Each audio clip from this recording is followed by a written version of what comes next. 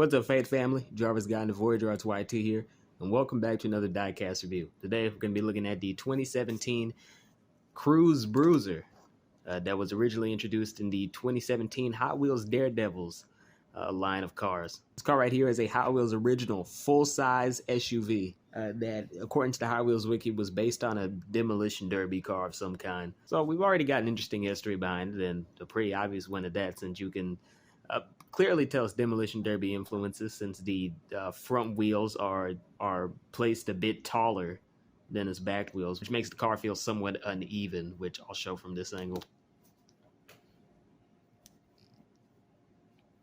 Yeah, I think that should illustrate the height imbalance well enough. But yeah, I picked this car out because this really is a very interesting design. It has a lot of the stuff that I usually don't like, such as physical inaccuracies, like how can the driver see out of the driver's seat when the engine exhaust pipes are clearly blocking his way. But you know what? There are just enough things that are done right that I honestly don't mind it. And first off, we got to start with the interior. Again, showing off its demolition derby heritage. But the interior, while it is a bit plain considering that there's no passenger seat and like, it does still have a lot of honestly unexpected texture within it. Because right here, as you can see, there's sort of a bumpy finish to it. I don't know how to describe it. All I can do is just show it on camera, but there is sort of a bumpy finish to it. And I think it's just a very different interior from what we usually get from Hot Wheels. And I think there were a lot of interesting choices made there that I think ultimately worked out. And the sort of opening in the roof there, that's not something you see every day with these cars. And also, you don't usually see a full-size SUV from Hot Wheels. Yeah, this season, the closest car to this type that we reviewed was the 2000 Chevrolet Transverse, which was a hatchback SUV. This is a full-on full-size. And I actually do like full-size SUVs. I love seeing them on the road, whether they be the classic Chevy Tahoes or GMC. It's either Denali or Savannah. I forget which one. Yeah, those GMC full-size SUVs. I just like them. I just like them because of how the back is always designed. It's built on, I guess you could say, a truck bed, but it has a passenger compartment in the back. This car sort of has that feel. And even then, just with it inherently being a full-size SUV, I think that alone is grounds for kudos to be given to this car. So kudos.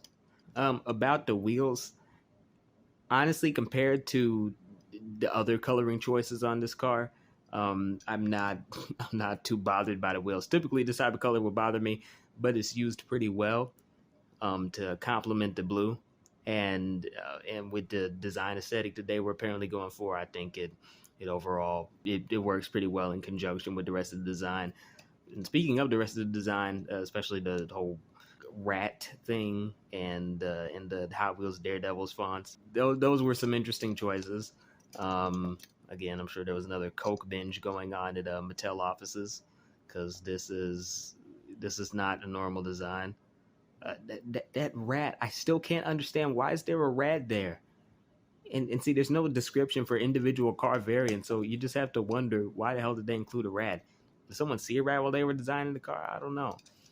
The only sensible thing on here is probably the, of course, the Hot Wheels logo, but then the sort of black insignia that they have going on through there. I just like that sort of angular design on an overall angular car. And then you also have the 92 here, which is done in a style that I appreciate. But the rat and the Hot Wheels Daredevils font, which is done in a, I guess, early 2000s movie poster font. I'm like, what were you thinking with that, man?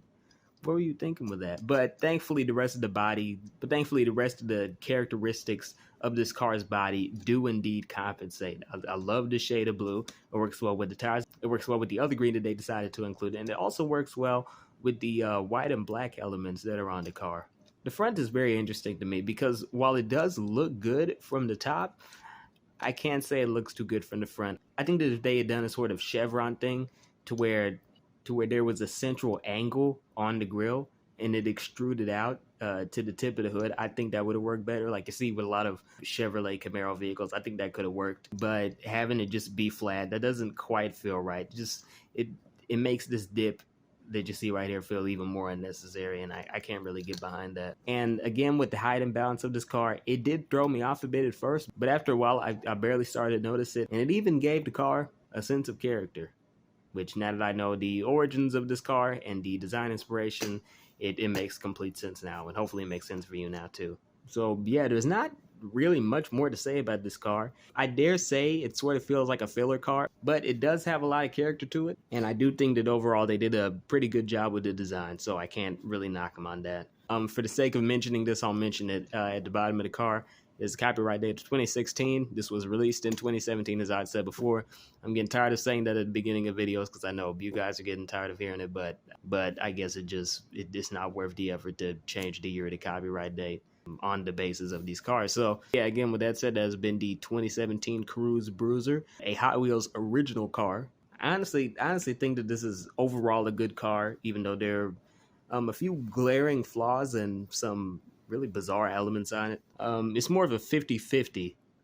Like with the last review of the tail dragger, it's more of a 50-50 on whether you should pick it up. I'd say if you find it in a color that you like, especially the most recent permutation of this car, which has pretty decent decals on it and a gold finish on it, I'd certainly say pick that one up. But if you don't like the color, then don't pick it up. This isn't really essential to have in your collection.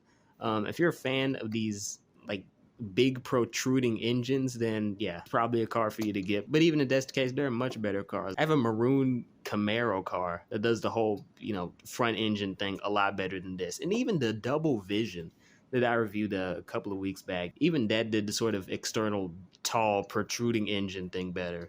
I'm coming up with different names for that on the spot. So yeah, I don't want to make this review too long. So with that said, that'll be from me. Take care. Driver's Guide now. Have a nice night.